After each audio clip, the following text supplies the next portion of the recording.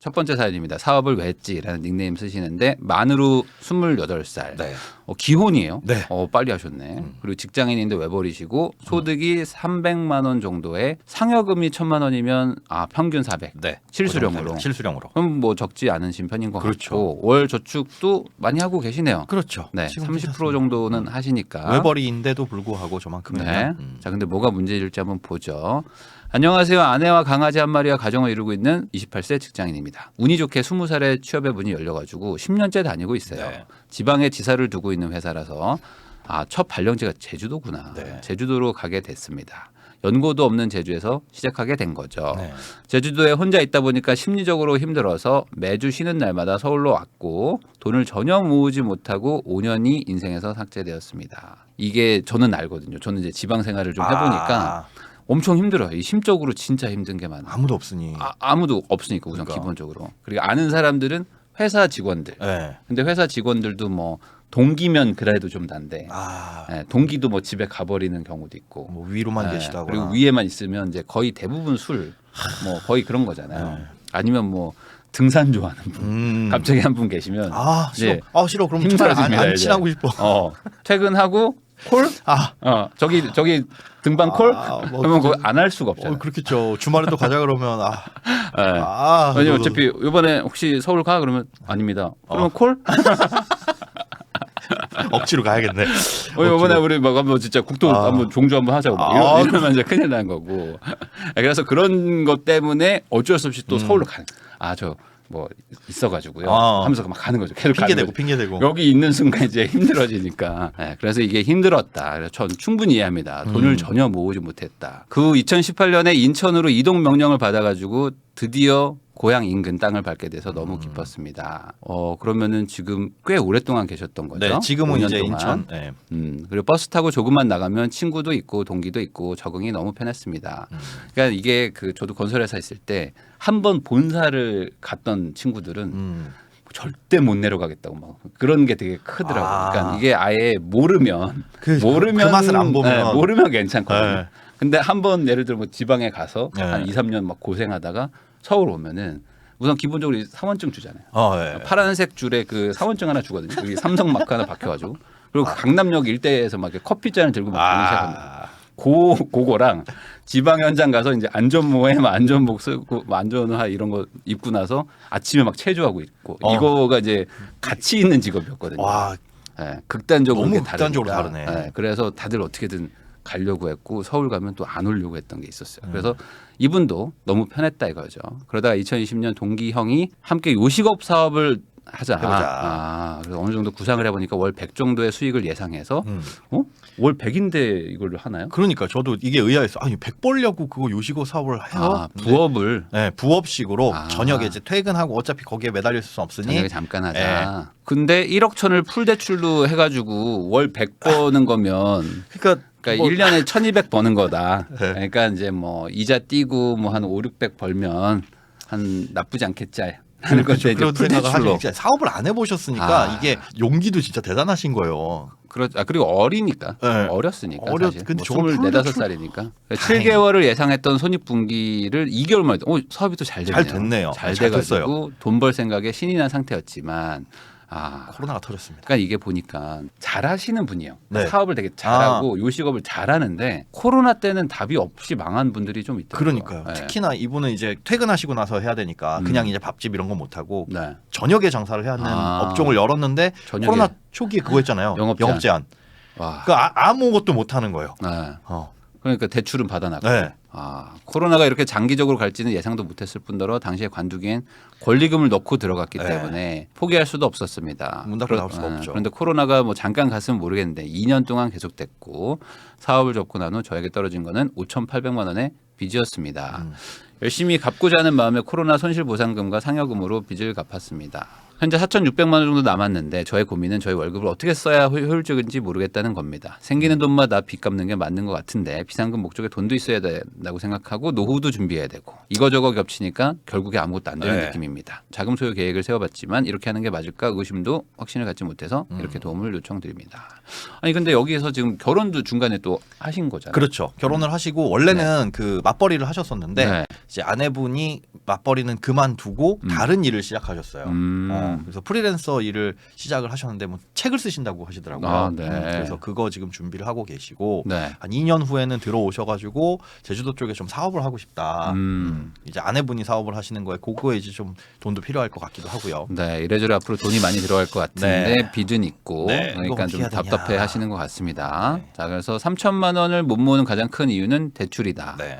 그러면 이분의 지금 자산과 부채를 한번 볼게요. 네. 한번 설명을 좀 해주시죠. 일단은 아내분이 청년적금 가입하신 거 계속 납입을 하고 있고 네. 저건 이제 예전에 그 기억나시나 모르겠어요. 이게 뭐죠? 희망적금이라고 해가지고 네. 정부에서 이자 좀 더 얹어서 은행에서 가입하면 5%짜리 적금. 3년 동안 유지하면 뭐 5% 주고 비과세 주고 뭐 그랬던 건데. 야, 이게 그러면 지금 고금리가 되니까 그러니까 애매해져 버렸네. 저게 애매해졌는데 일단 1년밖에 안 남았어요. 이제 1년 유지하면 그래도 복돈 생기니까 유지는 하시는데 네. 그때 당시엔 저거 와 대박 상품 이랬었으나 그렇죠. 저때 뭐 1% 막 이랬으니까 그러니까요. 0.7% 네. 이자 줄 때. 은행에서 5%짜리 와 비과세야 그랬는데 네. 뭐 지금은 그래. 그러니까 이게 진짜 어떻게 될지 모르는 거야. 그러면 요건 계속 넣어야 되는 거죠. 그렇죠. 이제 1년 남았으니까 그거 플러스 나중에 이제 사업하실 때 이걸 보태면 될 것 같다라고 생각이 네. 되고. 그리고 이 연금저축이 600만 원인데 네. 요거는 25만 5만 원씩 원씩. 계속 넣나 봐요. 네. 그럼 1년에 300인데. 네. 돈이 벌써 25만 원, 34만 원 저기 60만 묶여버려. 원이잖아요. 네. 저 돈이 묶이는 거잖아요. 그러니까 매달 60이 나가는 건데. 네. 그럼 저것들을 언제 쓸 수 있냐? 말 그대로 연금으로만 쓸 수 있고 그렇지 않으면 지금 세액공제 받은 혜택보다 더 많은 돈을 토해내야 되는데 네. 중간에 지금 28이시면 앞으로 한 20-30년 동안 중간에 벌어질 일이 훨씬 더 많거든요. 네네. 그래서 저도 초기에 그 노후 준비한다는 컨셉으로 저렇게 막 장기적인 자금을 많이 묶어놓지는 마셔라. 요런 세액 공제는 사실 세율이 네. 높은 사람들이 해야 되는 거잖아요. 저 소득세 많이 내시는 분들 네, 물론 그래- 이분도 소득도 높긴 하지만 외벌이니까 네. 굳이 저거를 그리고 이제 돈이 남는 사람들이 네. 말 그대로 뭐 절세 목적으로 그렇죠. 어차피 나는 노후에 돈 받을 것도 있는데 세금도 좀 줄이자. 네. 막 나 세율 45%다.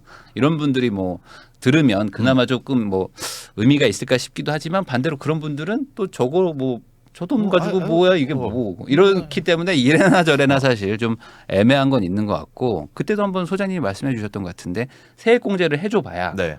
나중에 저걸 받을 땐 또 다시 또 세금 세금을 내죠. 내죠. 소득세, 연금소득세 해가지고 5.5%를 내기는 해요. 근데 그 5.5%가 내가 지금 받을 때는 100만 원을 냈다. 그럼 100만 원에 16.5%를 돌려받잖아요. 네. 그런데 이게 10년이고 20년이고 늘어나서? 쌓이면 늘어날 거 아니에요. 그럼 원금 더하기 이자에 5.5%를 떼니까 음. 그 세율은 또 얼마나 될지도 모르고 그리고 이게 연간 1,200만 원을 초과하면 이제 종합과세 혹은 뭐 분리과세 선택할 수 있게끔 바뀌긴 했는데 네. 세율이 높습니다. 그러니까 지금 세금 내지 말고 그 세금 나중에 내세요라는 그렇죠. 컨셉이라서 이게 그냥 조삼모사예요. 네.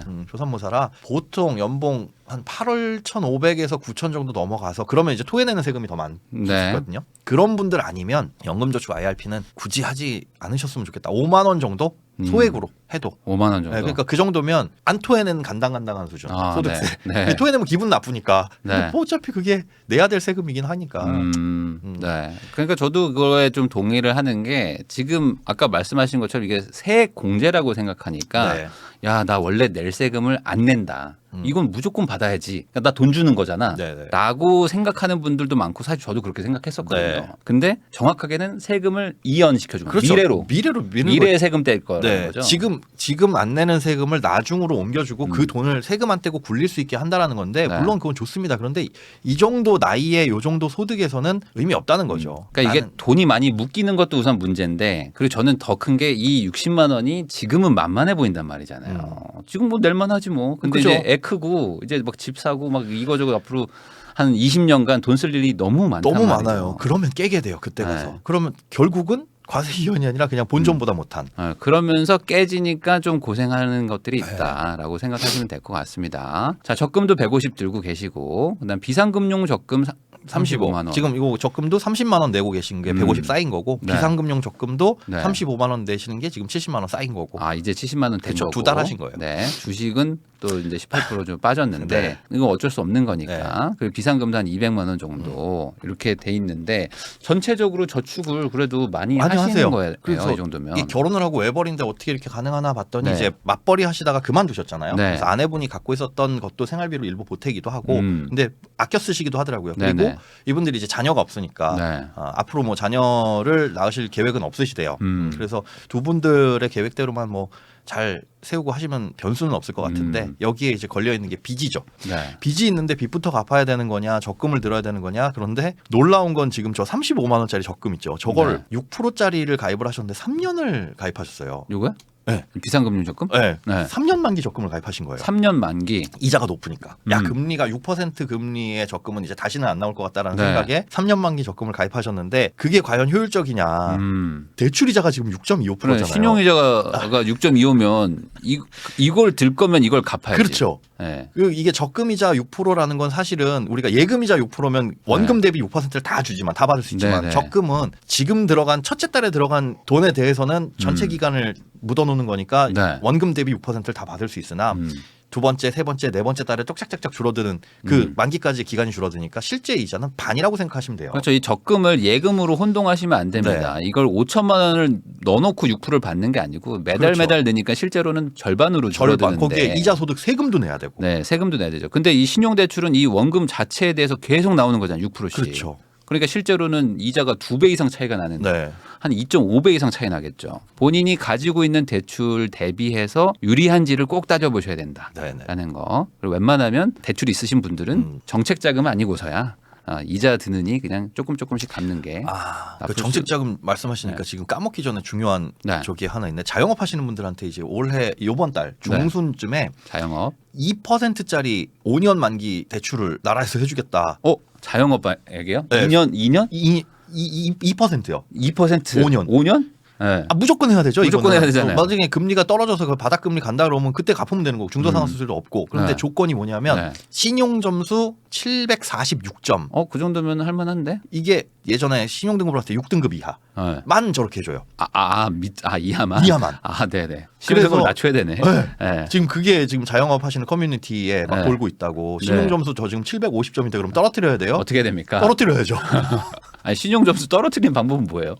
이자를 현금 연체하면. 서비스. 현금 서비스. 네, 연체하시면 그거는 되게 큰 저기로 오니까. 그러네. 현금 서비스를 받으시면 아무리 늦어도 15일 이내에는 떨어집니다. 확 15일이 지나왔을 때는. 네. 근데 그 떨어지는 폭이 달라요. 그러니까 조심하셔야 될 게 저거 이제 아마 보도자료 나올 겁니다. 그러면 나 저거 점수 맞춰보려고 떨어뜨려야 되겠는데 이게 1000점인 사람이 신용카드 현금 서비스 100만 원 받는 거랑 600점인 사람이 100만 원 받는 거랑 다르거든요. 확 떨어지는구나. 그러니까 몇 점이 떨어질지는 몰라요. 네. 그래서 750점대다 그러면 한 현금 서비스 한 20만 원 정도 받아보고 띵동 날라올 거잖아요. 그러면 이제 확인해 보시고 저거는 그래서 이상해요. 근데 저렇게 되면 묻지도 따지지도 않고 저조건으로 빌려준다고요? 그 세부적인 내용들은 안 아직 안 나왔는데 나왔구나. 저신용자들을 위해 은행에서 빌리시기 어려우니까 나라에서 해주겠습니다라는 게 컨셉이에요. 야. 그러면 이제 억울하신 분들이 있죠. 나는 그렇게 코로나 어려운 상황에서 빚 꼬박꼬박 갚아가지고 그러니까. 신용 점수 700점, 900점 유지해놨는데 800점, 900점 유지해놨는데 왜 저렇게만 해줘라고 했을 때는 약간 궁색해요. 그러네요.